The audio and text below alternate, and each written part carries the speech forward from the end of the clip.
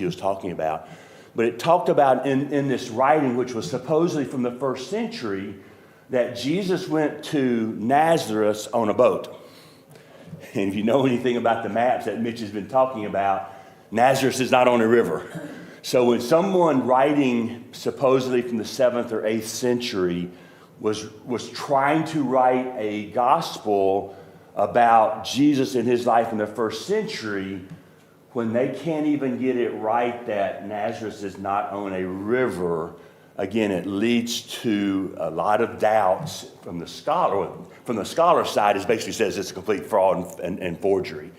So what I've done the last couple of months in my Bible study is I have started looking for some of those things that are in the Bible that support and add evidence that the writers of the books that we study were concurrent with first century, concurrent with Christ's time on this earth, knew what was going on, and it adds credibility to what their writings are.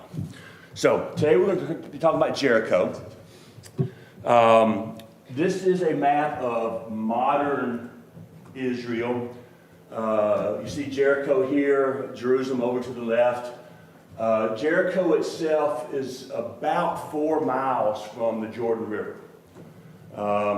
Different people, depending on how you map distances, 15 to 21 miles to Jerusalem. So, again, much closer to the Jordan River. From a little bit closer picture, this is a satellite picture of modern Jericho, which in today's political viewpoint, it's actually a refugee town. There's a big refugee camp out here, another refugee camp up to the north. But the city it's very dry, it's run down. There's not a whole lot going on there. If you read people who have visited, interestingly enough, there is a sycamore tree in the middle of the town that some people date back being 2,000 years old. The locals kind of sort of sell, and we'll talk about today, that it's the tree that Zacchaeus actually climbed in. I don't know if there's a lot of credibility for that, but there are sycamore trees in this area now. And zooming in a little bit further, this is let's go back a second. I thought I had another blow up. If you look at the map right here, up at the top corner, there's a mound that was discovered in the 1860s, 1870s time frame. As the archaeologists were moving into the Middle East, from what I understand, they actually used the Old Testament, especially as Israel came into the Promised Land, as kind of sort of a guide map to go to where these events were from 1800 to 3,000 years earlier. And the Bible took them to a lot of these places that we read about in the Old Testament. And Jericho is one of those. They found this mound of dirt, and when they started doing excavations, they are really, really certain that this mound of dirt was the original Jericho from the time of Joshua leading into the conquest of the city. They've done some excavations. They dug up some walls. They could see where the walls collapsed outward and fell down the slope. So there's a lot of evidence there that this is the site of the original Jericho. And so we know about it from the Old Testament. Mentioned a couple of other places, and Jericho was rebuilt. There's actually a curse, if you go back to Joshua, there's a curse that the city would never be rebuilt. And the consensus of all that would never be rebuilt as a fortified city. But by 1 Kings 16, approximately 550, 600 years after it was originally destroyed, in the days of Ahab, it was rebuilt by Hiel. And 20, 30 years later, in 2 Kings 2, the sons of the prophets drew close to Elijah in Jericho, this rebuilt Jericho. So it was not quite a continuous occupancy. Some historians, some archaeologists will say that Jericho is the oldest known city in the world. They can date it back allegedly to 9000 BC. So it's a long history in the Bible and otherwise. So, Jericho in Jesus' day. Most of this is from non-biblical sources. But again, it's starting to build this picture of the accuracy and the historicity of what we read about in the Bible when we look at what we know about this area from people that were alive in the 1st and 2nd century. Jerome was one that wrote about Jericho. So it was known as an oasis city. It certainly does not look like an oasis city today. So again, transitioning of the climate around that area.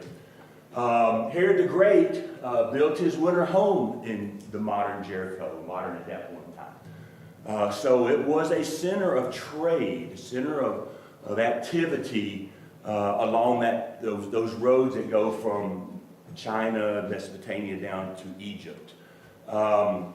It catered to the rich and the famous of that time. And a lead-in question, what happens when, in probably any country, what happens when there's a bunch of rich and famous people living in an area? What is a byproduct of those people living there? Just a guess. You have a lot of service industries. Service industries? Think a little bit lower. You got a lot of people who want to come and conquer and steal what they've got. Or not just steal, but what else do they look for? Handouts. Beggars on the street corner. See it in Nashville all the time.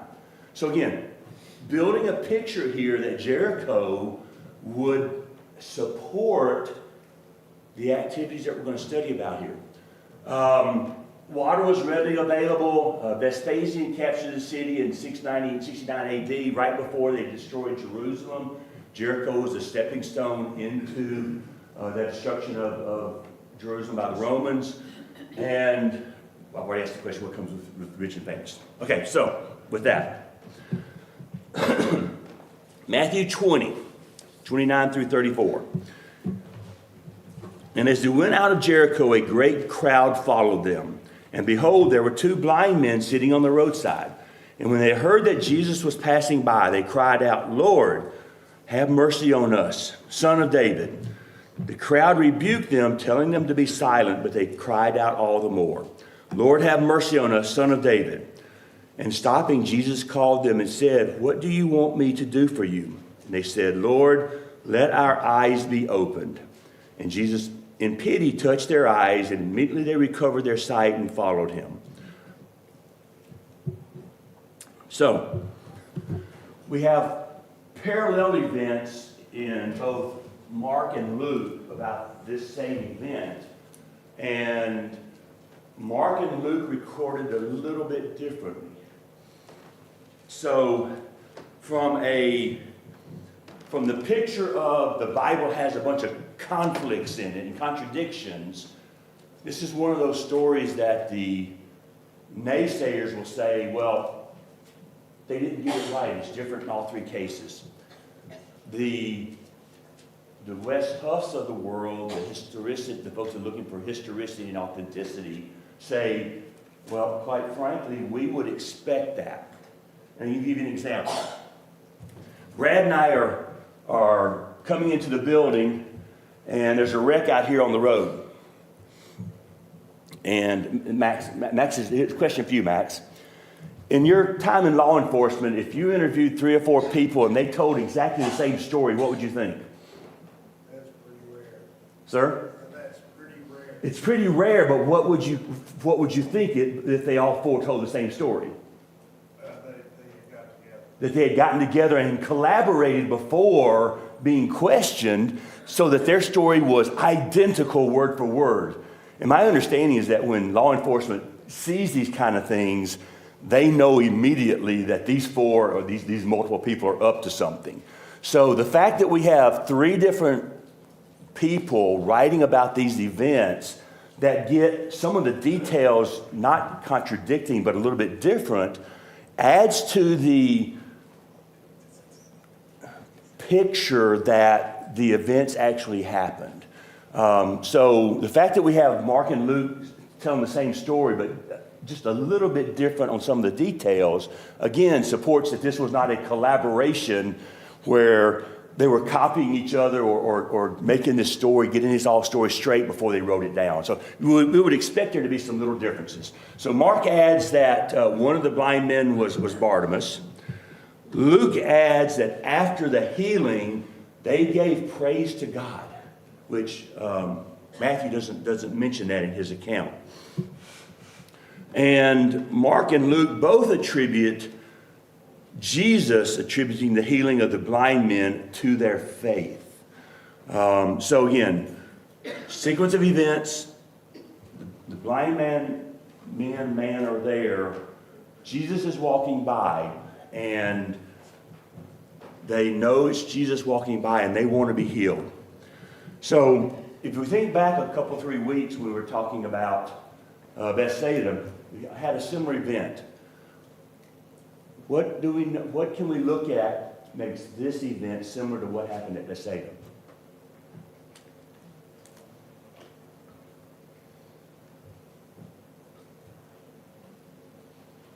This is one of those times when I'm looking for input.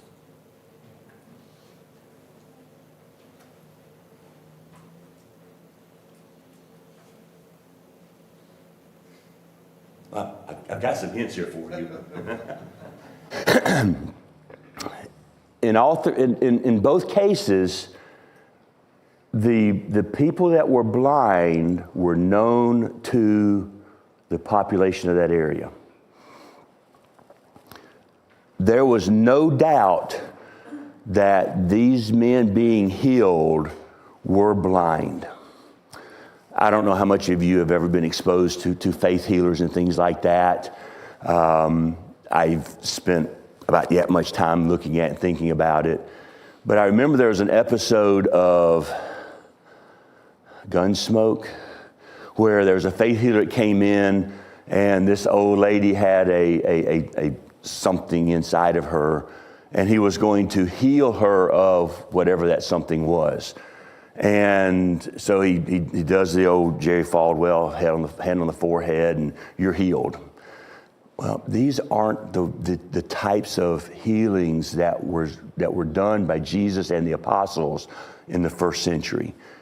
There was no doubt that the people that were being healed were injured, damaged, defect, whatever it might be. The people, everybody knew it. It wasn't some person from outside coming into the city to be healed, but no one knew. Everybody knew. Again, adding to this picture of eyewitness to the events that happened around Christ, there was never any doubt that these people were who they were, had the injuries or issues that they had, and that Jesus healed them. So again, consistent across all these healing events in the Bible. They were strangers to Jesus. Jesus didn't know these people beforehand. It's not like he could go out and cherry pick someone and say, hey, George, come over here. I want you to help me out today. He didn't know these people. The miracles performed in the presence of many, they were observable. A crowd of people around. The events at Bethsaida, we're not sure how many people were around because it talks about Jesus taking the blind man outside the city. But here, there's no doubt that there was a crowd around watching what happened. Watching these two men who they knew were blind interact with Jesus and be able to walk away with their sight. And here, Mark 8, the story of Bethsaida, Jesus told the man not to go back into the city. Here, he tells them, it says that they followed Jesus. They were part of his entourage. Jesus allowed them to be close to him, to recognize and that they were identifying that Jesus was responsible for what was going on. So any comments or questions about this healing of the two blind men in Jericho? Don? You know, I wonder, sometimes Jesus said, don't tell anybody. And I've always wondered, what do you think would be the reason for that? An opinion. Just from thinking about it, I think most of those occasions were early in his ministry. And I think he was not wanting the crowds yet, that let his name get around and let him have some more time to influence different people before the crowds are. And that would be my initial thought about it. Later on, the only time I can really think about him doing something like that was when he was getting ready to go to Jerusalem. He told the apostles to go ahead and go on. It's not my time. I'm not going with you. And he kind of snuck in surreptitiously, and no one really knew he was there. So those are two times I can think about him not wanting the crowds around, and maybe some justification for it. Yeah, David? Well, your proclamation there, how undeniable these miracles were, was reiterated by the conversation of the people who wanted to destroy Jesus. They said, well, what are we going to do about this? Because we can't deny the miracles that he's performed. And that also carried over into Acts, when the apostles were doing things and the leadership said, we can't deny that these men are working from God. So again, absolutely served its purpose of showing the power of God and the activities that were going on. Okay, anything else? Okay, moving on. Luke 19, it's Jesus and Zacchaeus. Verses 1 through 10. He entered Jericho and was passing through. And behold, there was a man named Zacchaeus. He was a chief tax collector and was rich. And he was seeking to see who Jesus was, but on account of the crowd, he could not, because he was small in stature.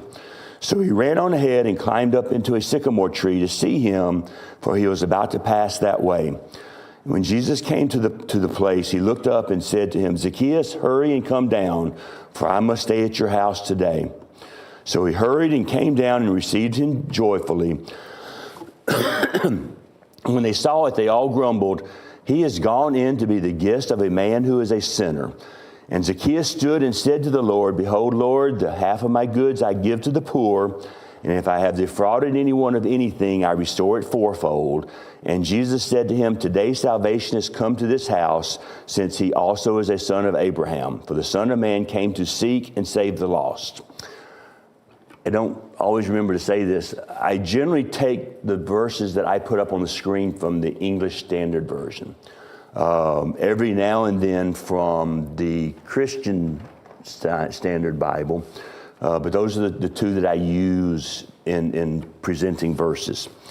So in looking at this story, Zacchaeus what was his role? What was his title? Chief tax collector. Okay, so from what we've talked about Jericho, what would lead you to this actually being a correct analysis of this story, of the people that are talked about here? A lot of wealth, so you would have a high revenue tax collector, so you might have a lot of tax collectors and you need supervisors and et cetera. Okay, so we've already talked about Jericho being a wealthy area. So this wasn't Bon Aqua, Tennessee. I can promise you that there would not be more than one, if there were even one full-time, working in Bon Aqua, Tennessee. So the fact that we have a chief tax collector associated with Jericho, again, would be consistent with the wealth of the area. Herod the Great, if you know anything about Herod the Great, was not going to build his palace in Bon Aqua either. So, you know, all this picture that's painted by what we know from other non-biblical writers supports the fact that Jericho, that Zacchaeus would have been there, his role would have been there, his activities would have been there that are written about in the Gospels here. Okay, so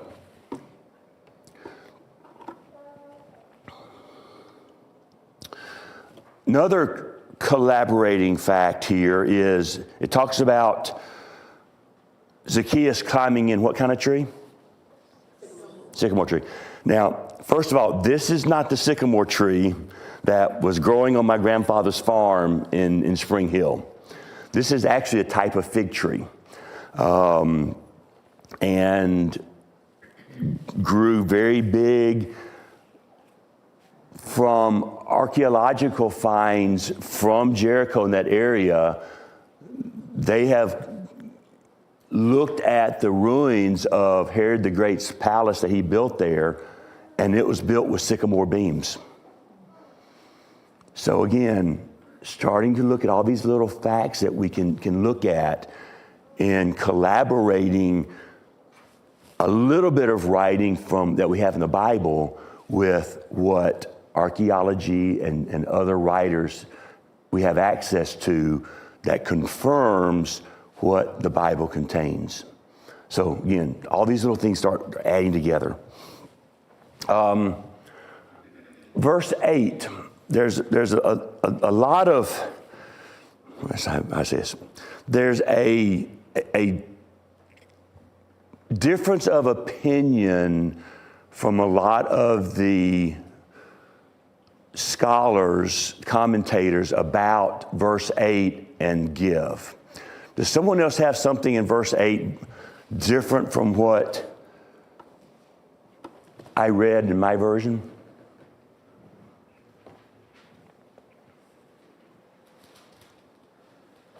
Present tense, I give instead of I gave. Okay, well the version that I have translated as a first person singular present tense verb.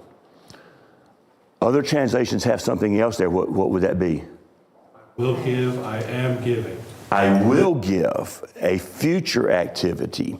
Well, the verb there in both these cases are the same. They're not different verbs. So some translations say, I will give, I will return, under a picture that Zacchaeus, because he's visited with Christ, all of a sudden knows he's doing all this stuff wrong and needs to change his life.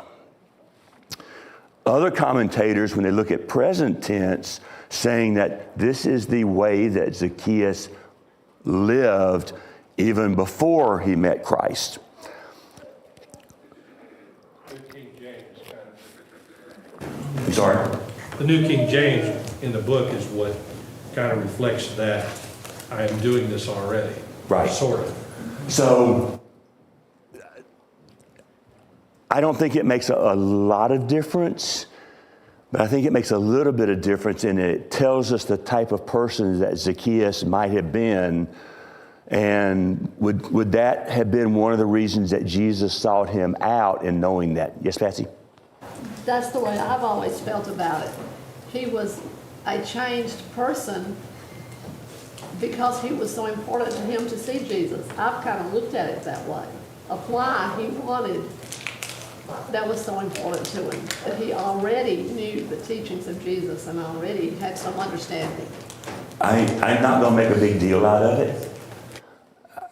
I don't think it's extremely important to the story, but I only point it out again to identify that more recent translations with more recent knowledge of Greek are pretty consistent translating it give rather than will. Ted? Well, in the context kind of indicates that in the next verse. Today salvation has come to this house. Yeah. Because he too is the son of Abraham. But there's even disagreement on 9 also. Some people think Jesus was salvation. He was there today. And other people propose salvation came into his life, Zacchaeus' life. So again, my job is not necessarily to have all the answers, but maybe sometimes ask questions to make you think a little bit. because I certainly don't have all the answers. David?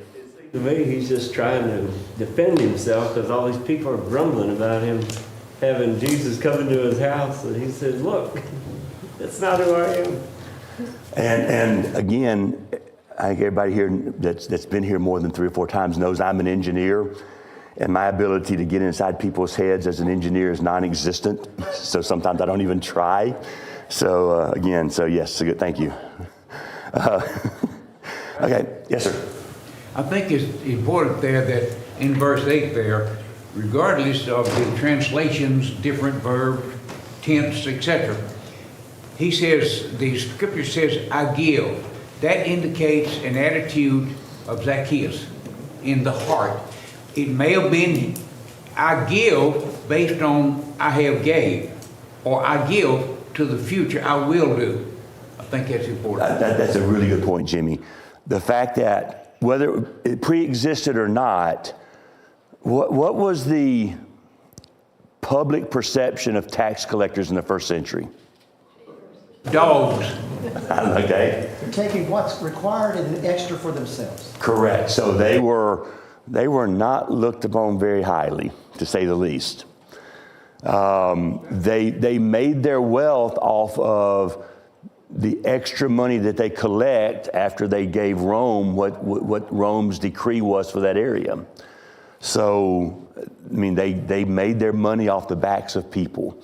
And especially the Jews did not like that at all in their lives. Somebody say something? Okay. Any other comments or questions about Zacchaeus? I mean, I'm not going to talk about him being short. He took advantage of the circumstances, even with his short stature, to see Jesus and to be seen by Jesus. So we're going to have a question coming up on that in our discussions when we get through with the next events.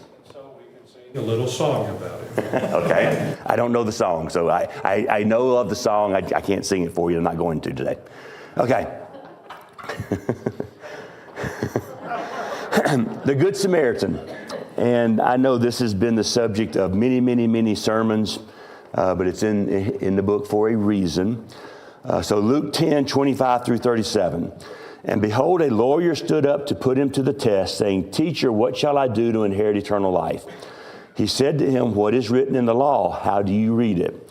And he answered, You shall love the Lord your God with all your heart, with all your soul, and with all your strength, and with all your mind, and your neighbor as yourself. He said to him, You have answered correctly. Do this, and you will live. But he, the lawyer, desiring to justify himself, said to Jesus, And who is my neighbor? The eternal question, who is my neighbor? Jesus replied, A man going down from Jerusalem to Jericho, and he fell among the robbers, who stripped him and beat him and departed, leaving him half dead. Now by chance, a priest was going down into that road, and when he saw him, he passed by on the other side. So likewise a Levite, when he came to the place and saw him, and passed by on the other side. But a Samaritan, as he journeyed, came to where he was, and when he saw him, he had compassion. He went to him and bound up his wounds, pouring on oil and wine. Then he set him on his own animal and brought him to an inn and took care of him.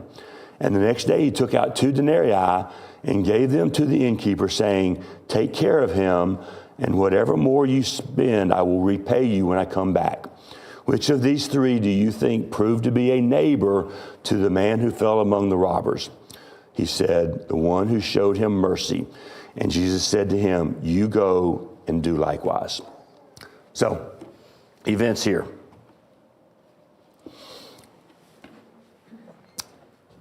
"15 miles or so from Jerusalem to Jericho." Again, looking at non-biblical writings, Jerome tells us that the road from Jerusalem to Jericho, looking at your way, was a bloody, vicious, violent road. It was through the mountains. You're going from Jerusalem up on top of the mountains there down to Jericho. So it wasn't a lot of places through there that you could actually build anything. So it was home to a lot of robbers and thieves in the first century. So the fact that this man was attacked on this road is consistent with what we know about the area in the first century. There was even a Roman garrison on the road that they tried to keep a little bit of peace, but when you're trying to monitor 20 miles of road, unless you have a person stationed every 100 feet, you're not going to stop things from happening. What I didn't know until studying for this lesson is that in the first century, Jericho was a priestly city. There were upwards of 12,000 priests and Levites living in Jericho in the first century. So when we start reading about a priest and a Levite traveling either to or from Jericho, from Jerusalem, that them being on that road is completely plausible in the events that are happening here. So and the lawyer here, does anyone else there in verse 25, no, 30, is it 30? No, 25. In verse 25, does anyone have anything besides the word lawyer there? Expert in law. Expert in law, okay. So what was this lawyer in the first century? A lawyer today is what? Well, he was an arbiter of what the law said. Okay. Answer my question, my second question first. A lawyer today is a person that has studied constitutional law, laws of the state of Tennessee, whatever it may be, legal laws according to the government, the jurisdiction. This word, the Greek word here that's translated lawyer is expert in the law. And in this particular case, as Ted mentioned, this person was an expert in the Old Testament law. So when Jesus asked him what the first commandment are, he immediately knew the Shema, as Mitch talks about all the time. He immediately knew that. He didn't have to go home and study about it. He knew that was the right answer. Love God, love your neighbor. So again, completely consistent with what we know about the first century, that this person would have this kind of knowledge in trying to talk with Jesus.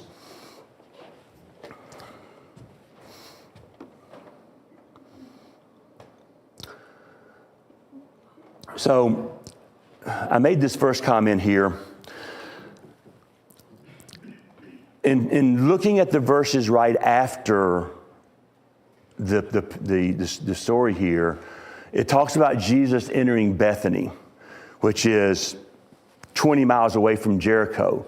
So he probably wasn't in Jericho when all this happened, but it's about Jericho. And again, the facts that we know about Jericho are consistent.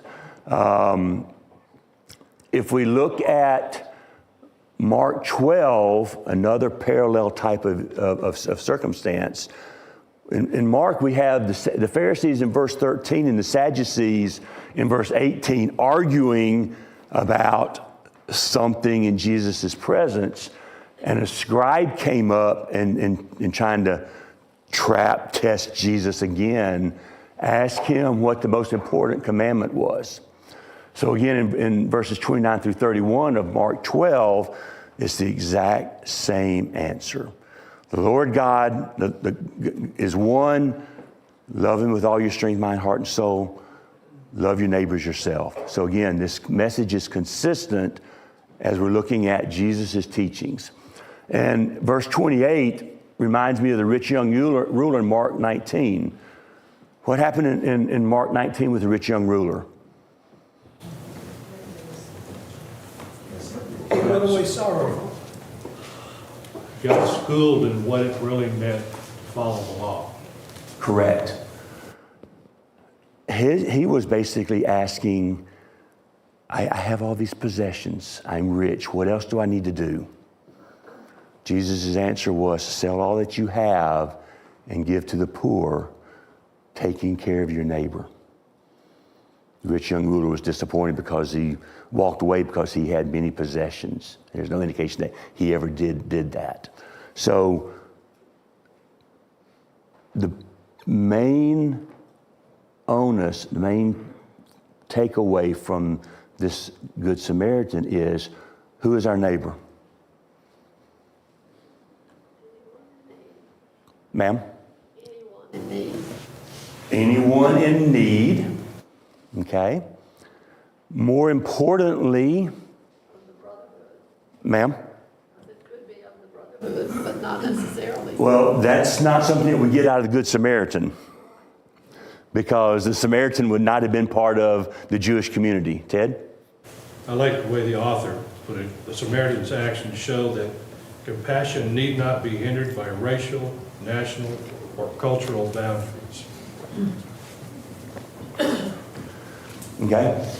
So, I know Ted knows Floyd Chapelier. Anybody else know Floyd Chapelier? Okay. Floyd Chapelier, we went to Annandale for a few years. We lived up in D.C. And he was talking about, he had a lot of good sermons, but one I remember was, preachers are treated differently. And Larry, I'll ask you, I don't know the answer to this. Oh, my goodness. Did you ever miss a church service when you were preaching? No? Okay. Well, Floyd did one time.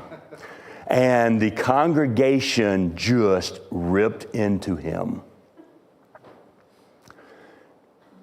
As he's relating this, he says, I did not make it to service because as I was driving in, a house was on fire and the family was trying to get out. And I stopped to help them get out of their burning house and make sure they were okay.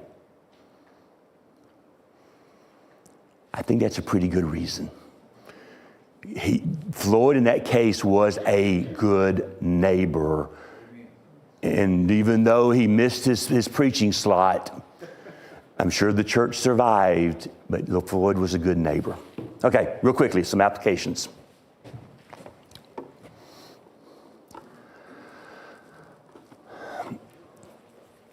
This is out of the book. The question is basically out of the book, but I wanted to expand on it a little bit. The book mentions that Zacchaeus overcame his limitations and it was easy to allow difficulties to get in our way. My question is, what are some limitations that you have observed or overcome, or observed others overcoming in dealing with your life? Zacchaeus was short and was not able to interact with people. So what are some shortcomings that you have or you've observed?